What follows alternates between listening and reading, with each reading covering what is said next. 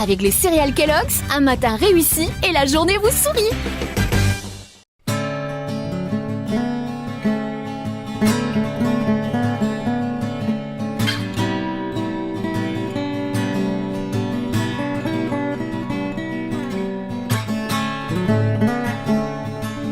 Bonjour, bienvenue dans une nouvelle émission de Saveurs et Santé. Donc nous avons avec nous dans la cuisine d'Apsal le chef Jason. Bonjour Jason. Bonjour. Donc qu'est-ce que tu vas nous préparer aujourd'hui? Alors aujourd'hui il y aura un curry d'agneau accompagné de brinjelles et de farata à l'épinard. Ben, c'est très mauricien. Donc tu nous prépares un repas très mauricien alors. Bien sûr. Ah mais j'ai hâte de voir ça. Donc qu'est-ce que tu as comme ingrédients?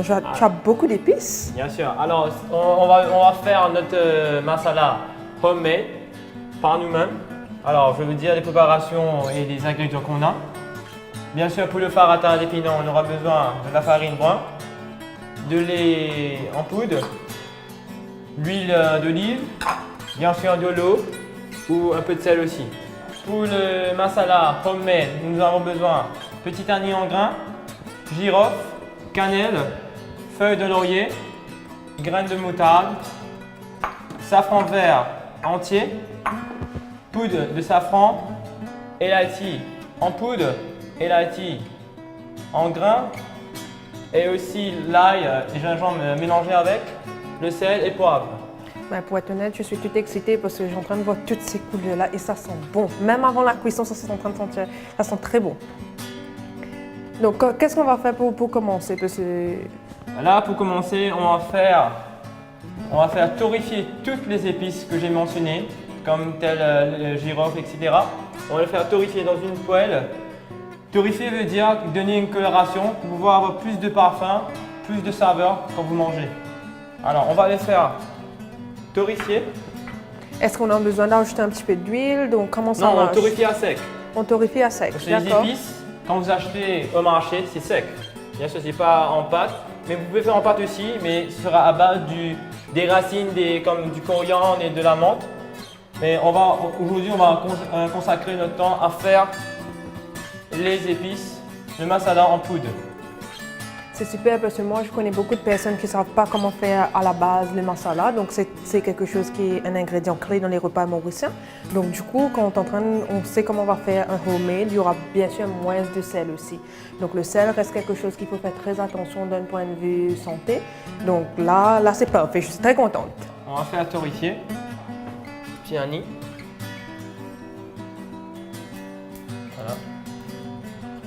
On mettra 4 bâtons de cannelle.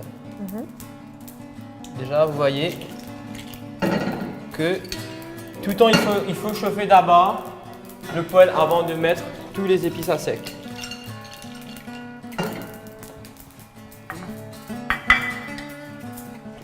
Du feuille de laurier. Moutarde en grains.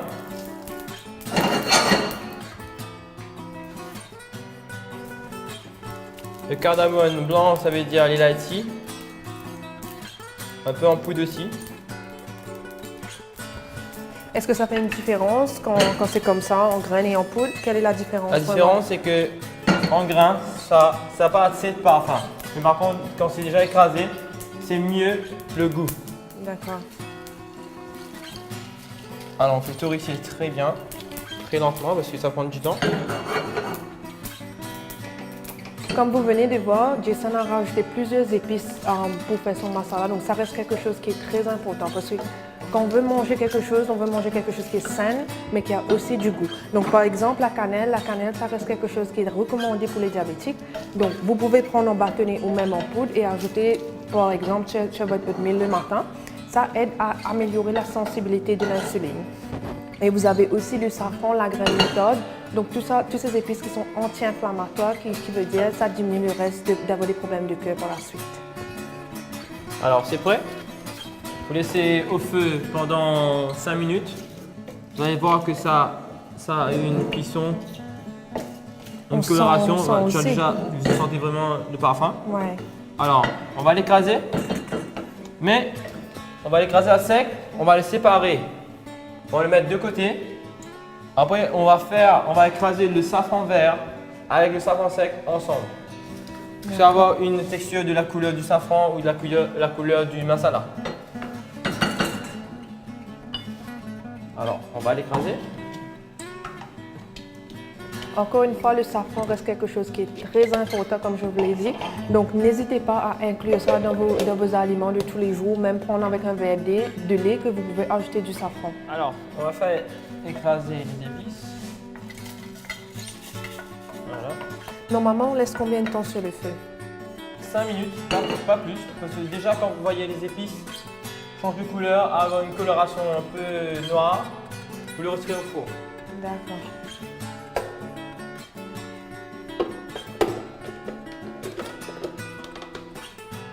Voilà.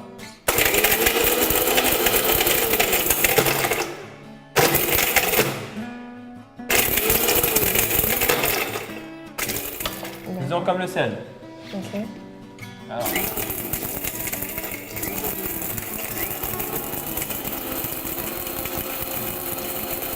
Alors, tenez ça, ça va mettre simplement de l'eau. Oui, bien sûr. Bien sûr. Là, on va attaquer aux aromates. Garniture aromatique, c'est les plantes comme telles du coriandre, de la menthe et des racines de coriandre. Le truc, c'est qui est plus important dans un curry. Le racine de coriandre. Ouais. Ok. Et ça, c'est le morceau normalement qu'on s'en sert pas. Donc, Qu'on jette. qu'on jette, voilà. Voilà. Et c'est ça qui donne le plus de parfum? En fait, ça donne plus de goût. Ça donne plus de goût par rapport à la sauce que vous avez, la sauce que vous avez dans le curry. Ça donne plus de goût. Ok.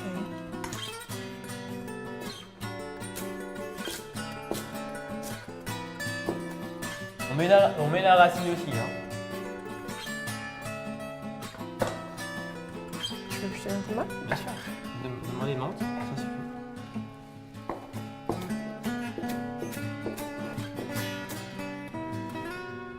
Alors pour le découpage, vous le faites grossier. Hein. C'est pas la peine de faire avec un émincé ou trop petit, mais ça passera à la machine. Alors faites-le grossier. Voilà. On va Donc là, on a tous l'écraser. les herbes aromatiques. Ok. Voilà. Et donc, ça va se rajouter au masala Bien sûr. avec le carré? Le Ok. montage sera avec. Alors, du safran vert. Alors, du safran vert, on va le couper en deux. Voilà. Pas beaucoup. Un peu l'ail et le gingembre mélangés. Alors, vous faites éplucher de l'ail et le gingembre, vous le mélangez à la machine, vous écrasez avec un peu d'huile, pas trop, un petit peu d'huile, que ça puisse écraser bien. Ça ne va pas concasser. Vous voyez la texture comment c'est? Très bien écrasé. Alors, on a une cuillère à café. Et ce qui est très important de voir aussi, Jason vient d'ajouter l'ail qui était déjà écrasé. Donc, il est très important de laisser poser votre ail avant de passer à la cuisson pour que ça active les enzymes qui vont vous donner des bienfaits nutritionnels. Alors là, on prend un oignon entier. On va le couper en 4. On va mettre dans les garnitures aromatiques. Ça avoir un peu de goût. D'accord. Là, on va l'écraser à la machine.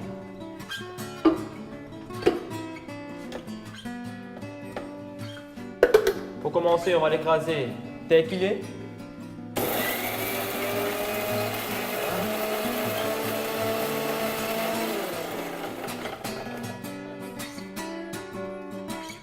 Que ça vienne une pâte. Voilà. Donc, une petite quantité d'eau, normalement, environ combien de cuillères? 2 cuillères à bouche. Ok.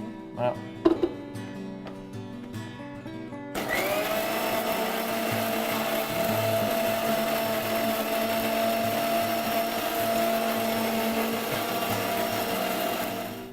Vous voyez? Vous voyez comment c'est? C'est comme un chartini. Ça me Voilà. rappelle un chartini un petit peu. Voilà.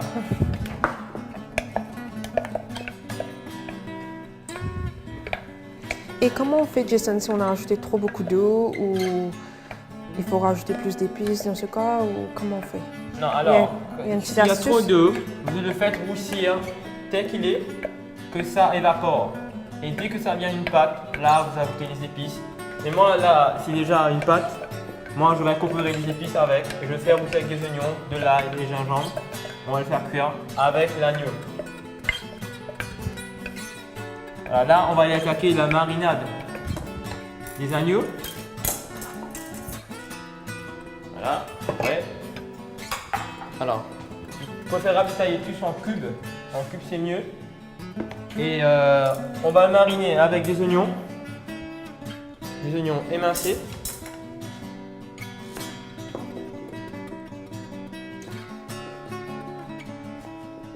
Essayez d'enlever le petit blanche qui est derrière dans l'oignon. D'accord. On va l'émincer très finement. D'accord. Et pourquoi on met l'oignon dans l'agneau? Que ça va avoir un peu de goût. L'oignon est non seulement un condiment qui donne beaucoup de goût à nos repas, mais ça a aussi des propriétés nutritionnelles. Donc d'un point de vue, ça aide au niveau du système de détox dans le corps et a aussi des propriétés antibactériennes. Alors on a déjà l'émincé, on va le redécouper. Disons, on va hacher l'oignon parce que l'agneau est en cube, on ne va pas mettre des gros oignons dedans. On va le couper très petitement pour que ça puisse roussir avec l'agneau. Et juste pour un rappel aussi, au niveau des agneaux, c'est pas que les diabétiques ne peuvent pas consommer de la viande rouge, mais c'est juste à éviter en grande quantité. Donc la recommandation, c'est vraiment d'aller vers 1 à 2 fois chaque 2 semaines. Et bien sûr, d'enlever la graisse. C'est la graisse qui est vraiment néfaste, c'est pas l'agneau en elle-même. Alors là, vous voyez comme c'est l'oignon, elle est en cube, disons, en petits cubes. Voilà. On mettra pas trop d'oignons. Donc Voilà. il faut émincer. Vous pouvez faire comme vous voulez, émincer ou hacher, mais préférable de commencer à émincer d'abord, c'est mieux pour vous, c'est plus facile à le faire hacher. Voilà. Là, on va hacher un peu de coriandre. D'accord, je te donne ça. Voilà. On va garder un petit peu pour la fin, juste pour la décor ou pour mettre un peu dessus, que c'est un peu plus parfum. Voilà. Ça ici, on va émincer très finement. J'espère aller aussi vite que toi. Juste en te voyant avec le couteau.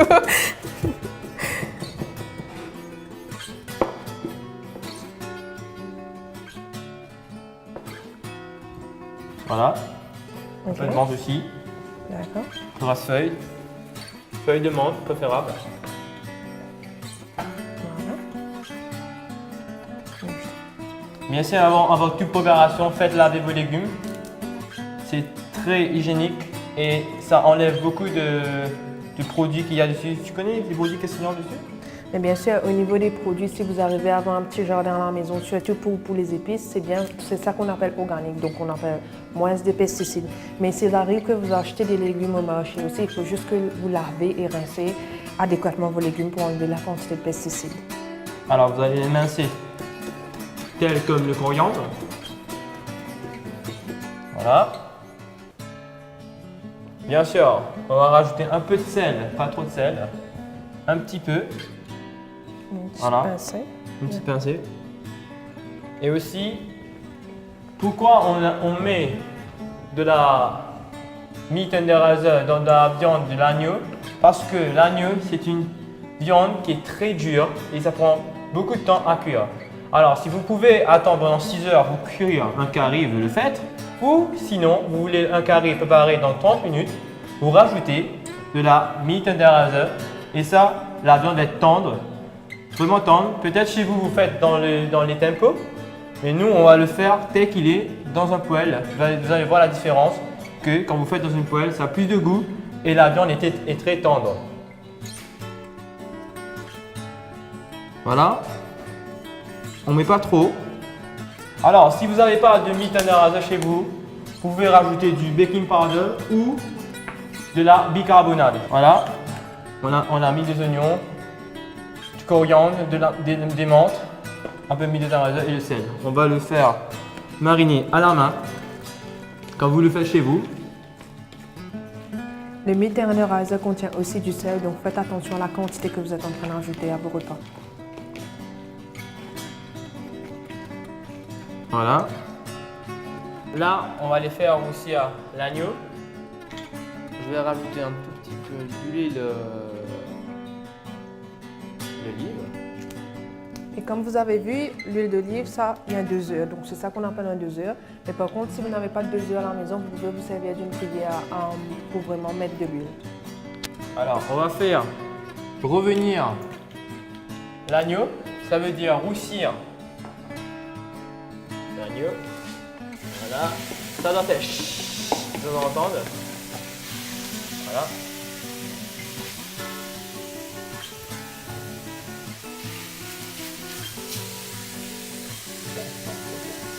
Et comment on sait quand l'agneau est prêt normalement? Vous devez goûter l'agneau. Quand vous mangez, vous allez voir, ça va être tendre. Alors là, on va le faire aussi assez vif, bien sûr. Si ça commence à bouillir, ça va être dur, bien sûr. Voilà. On le laisse cuire au feu pendant 2 minutes. Et là, nous préparons les garnitures pour rajouter. Donc là, c'est les épices qu'on avait fait à Écrasées. préalable. Voilà. Donc on va ajouter. Voilà. Alors, on le laisse cuire.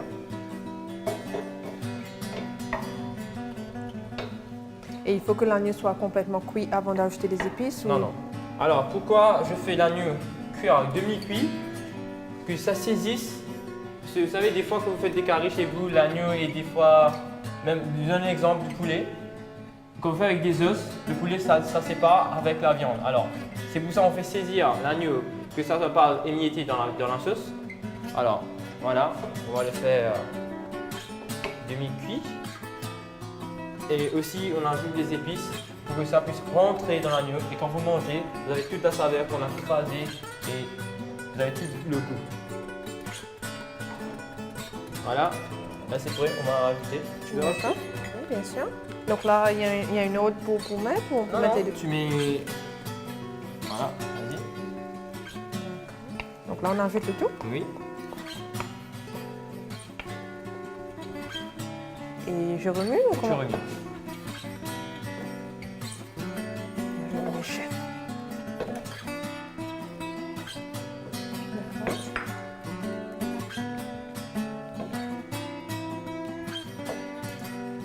C'est bien comme ça? Ou- Ouais. Maintenant, vous le laissez à cuire. Tel qu'il est, voilà. Il ne faut pas ajouter l'autre? Non. Non, L'autre, donc on on rajoutera attend. après. D'accord. Voilà. Tu sens déjà le parfum du coriandre et du menthe. Là, tel qu'il est, là, c'est une base de Kalia. Alors, Kalia, ça veut dire c'est la base du biryani. Alors là, nous, on fait une curry. Voilà. Là, on va rajouter les épices. Vas-y. D'accord. Mais équivalent des 2 cuillères à café. Et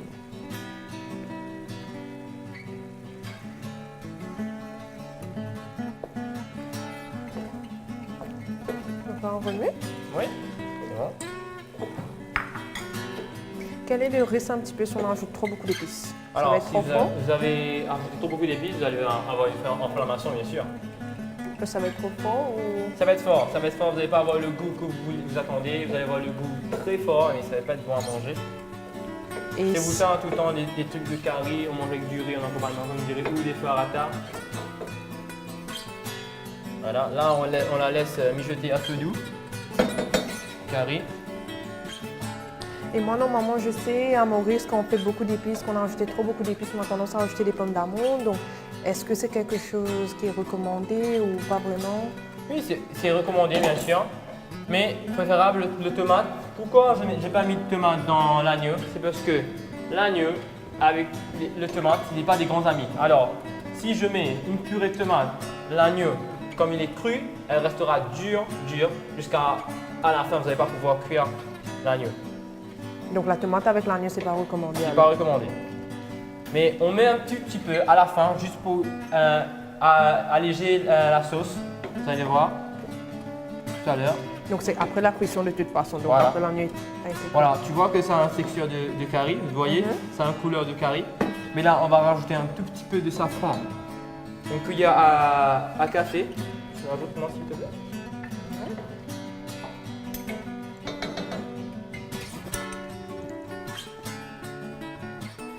Ça va? Voilà, c'est bon.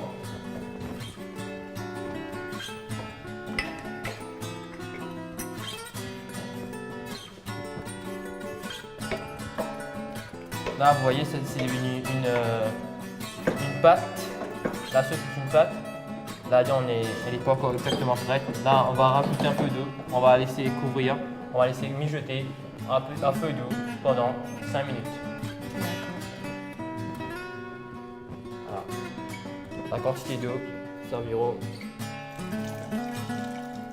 une moitié.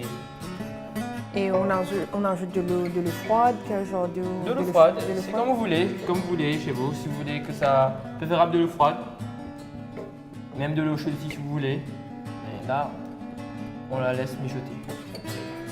Voilà. J'adore.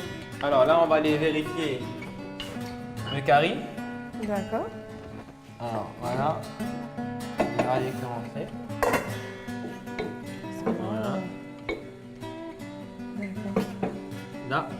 Là, on va incorporer l'aubergine. Un peu d'aubergine. Ou pour le mauricien, ce sont les brinjelles. Voilà.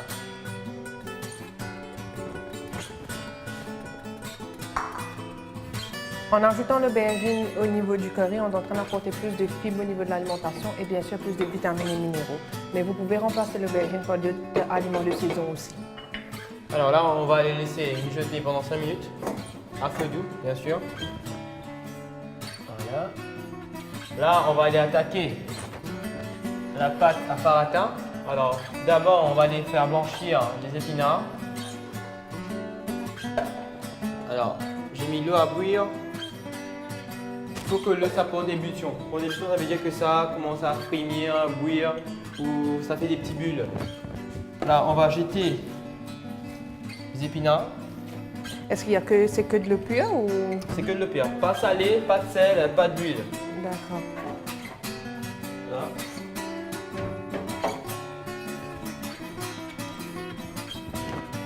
Voilà. Ça va prendre que 1 minute. Pas plus. Hein. Si ça commence à devenir noir, ça dépasse la cuisson. Autant que possible, essayez de limiter la quantité de temps que vous passez pour faire bouillir vos légumes parce que vous allez perdre des vitamines et minéraux par la suite. Entre temps, on va mettre de la farine brun. Voilà.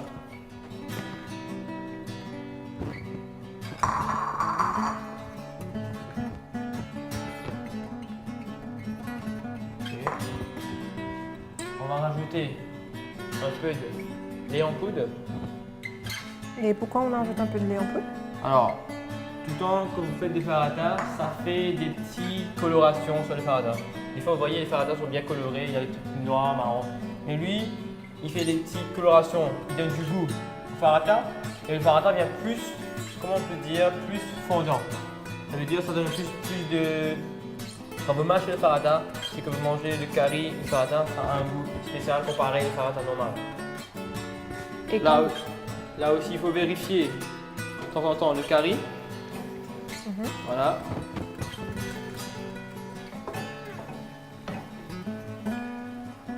Ok. On laisse cuire. Voilà. Alors déjà, 1 minute est déjà passée. On va faire passer les épinards dans un passoire ou dans un passe purée. Alors, j'éteins le feu. Je vais verser. Et si on ne veut pas utiliser des épinards, est-ce qu'on peut se servir d'autres breads? Oui, vous pouvez vous servir des breads, tous les types de légumes, feuilles, vous pouvez vous en servir à base avec la farine. disons pour incorporer. Je vais vous montrer comment faire pour incorporer des épinards dans la farine. Et comme vous avez vu, on s'est servi de la farine brune. Donc pourquoi la farine brune? Bon, c'est moins raffiné, donc il y a beaucoup plus de vitamines et minéraux et plus de fibres aussi. Donc c'est ça qu'on est en train de chercher de tous les aliments qu'on achète, c'est d'avoir plus de fibres. Donc du coup, pour un diabétique, ça va ralentir la façon que le sucre a été absorbé dans le corps. Et s'il y a des personnes qui n'aiment pas vraiment la farine brune, est-ce qu'on peut faire un mélange pour commencer, un mélange de farine blanche, farine brune, comment on peut procéder? Donc, La farine, c'est une base. La farine, c'est une base. Vous pouvez rajouter ce que vous voulez, mais il faut que la farine domine ce que vous rajoutez dedans. Alors, si vous ajoutez de la farine avec, par exemple, avec des épinards, vous devez mettre plus de farine, moins des épinards. Comme ça, la farine doit dominer sur les épinards. Et comme ça, quand vous mangez, vous avez le goût de farata et les épinards aussi avec. Là, on mettra un tout petit peu de l'huile. Donc avec notre 2 œufs. Voilà. Là, on va faire écraser la pâte avec la main ou avec une spatule, mais finalement à la fin vous devez écraser à la main parce que la main elle a une température très spéciale. Quand vous écrasez une pâte plus que 15 minutes, la pâte va commencer à s'étaler, ça mènera une pâte pas homogène, plus qu'homogène. Alors ça ne marche pas une pâte de farine, mais là vous écrasez la pâte pendant 5 minutes ou 10 minutes et vous allez voir la différence. Voilà. Vous devez mettre de l'eau à mesure. Hein. Vous mettez pas tout en seul coup, ça va venir une pâte de crêpe sinon. Voilà. Donc là on ajoute ce que je verse. Ouais.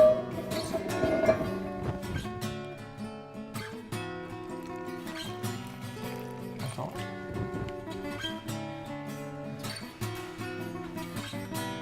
Il y a des pâtes que vous mettez votre doigt et ça retourne normalement pareil, mais des fois quand vous mettez votre doigt dans la pâte, ça fait un petit trou.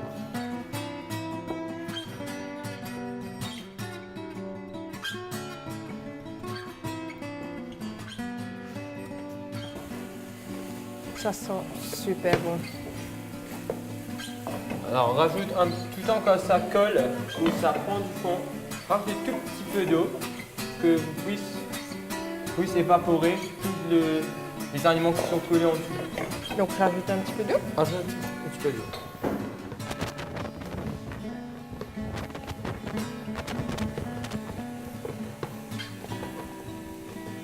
Une petite quantité, tu peux voir? C'est bon, c'est bon.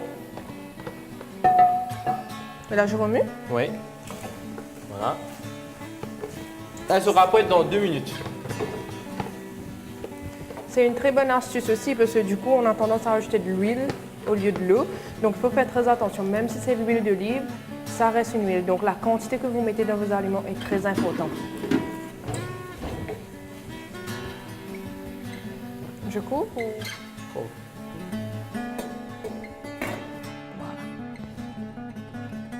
Voilà. Tu peux toucher si tu veux. Ok. Tu vois, la pâte est toujours dure, tu vois. Et là, il faut toujours travailler la pâte.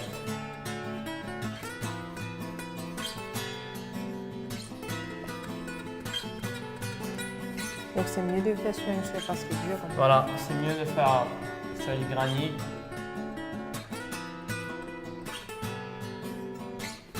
Un petit peu d'huile. Bien sûr. Donc quelle grosse boule? Alors, quand tu le fais, Ok. tu fais comme ça. Là, c'est la quantité que tu as besoin. Là, ok. tu le casses avec ton doigt. Sec. Donc là, comme Ouais, ça, Voilà. je casse. Voilà. Ok.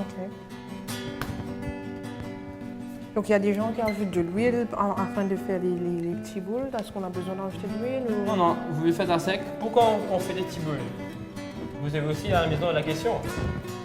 Mais dans la pâte de la farine, il y a de l'air. Alors, tout le temps, comme vous voyez, regardez très bien les gens qui font des farata. Ils pressent toujours. Alors, ils tirent tout l'excès d'air qu'il y a à l'intérieur. Et voilà, ils pressent bien. Après, il fait étaler. C'est là. C'est juste pour retirer. C'est pour ça, quand vous faites des petits boules, vous pressez bien d'abord, vous faites ça, vous ramassez à l'intérieur, voilà, et vous faites revenir. Très intéressant.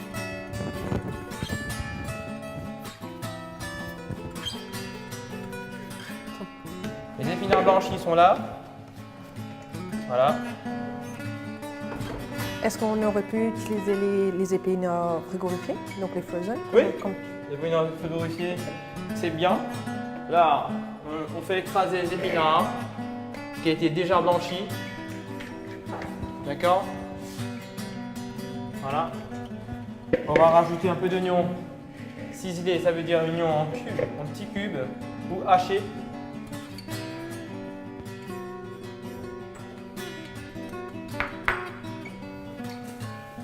Là, le carré est prêt. On va rajouter un peu d'eau.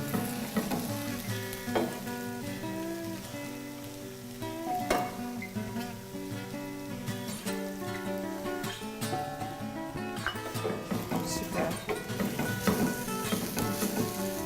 Ce que j'aime bien, c'est qu'on ne voit même pas l'aubergine. Donc pour les personnes qui n'aiment pas vraiment les légumes, c'est une façon déguisée vraiment pour inclure les légumes dans les repas.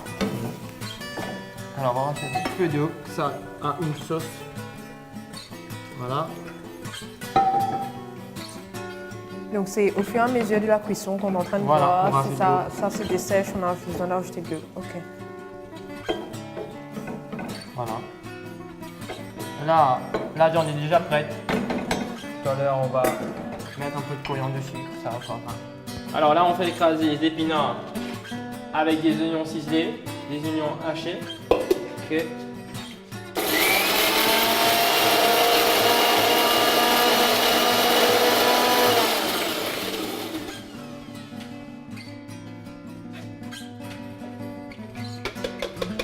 Voilà.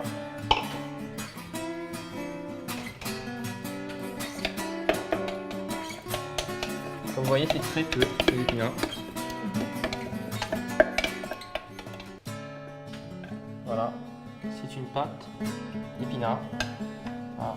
Je vais vider pour moi. Bien sûr.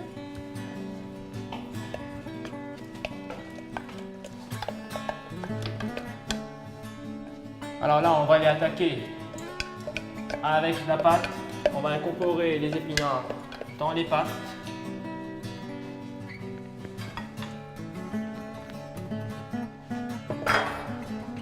Ok. Alors bien sûr, on va rajouter un peu de farine pour étaler la pâte.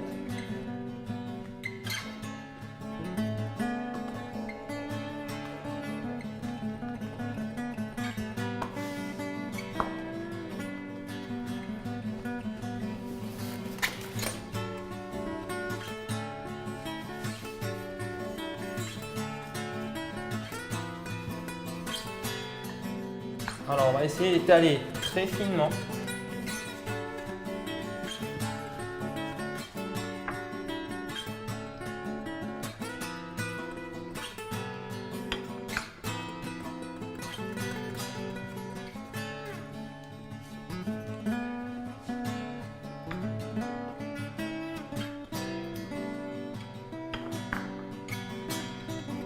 On va mettre trop parce que les épinards c'est quelque chose de liquide. Alors la farine avec liquide, ça marche pas trop. Alors voilà.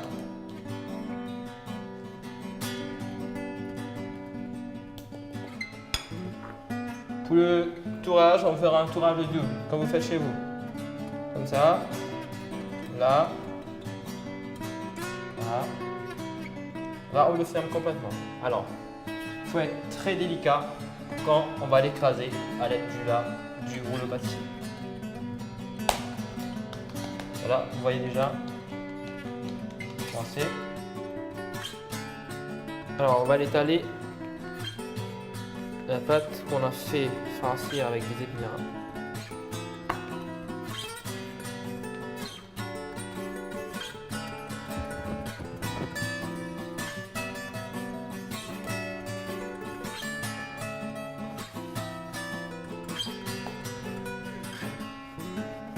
Tu peux mettre un peu d'huile ici? Ouais.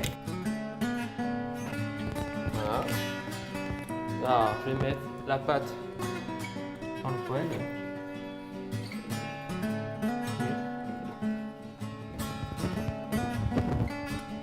On va la laisser cuire.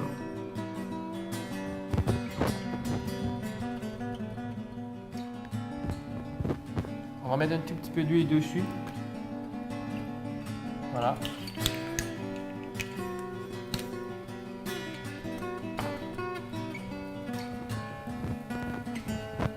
Donc là, on attend combien de minutes normalement?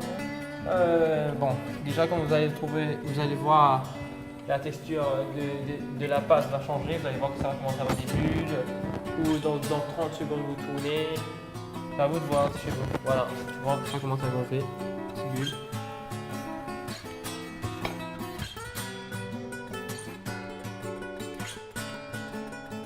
Et comme vous pouvez voir, on ne voit pas les légumes. Donc du coup, pour les personnes qui n'aiment pas les légumes, c'est une très bonne astuce de cacher vos légumes dans vos sauces, dans votre farine, pour que vous puissiez avoir la quantité de fibres pour la journée. Merci beaucoup, Jason. Plaisir. Et à la prochaine, je vous dis bon appétit.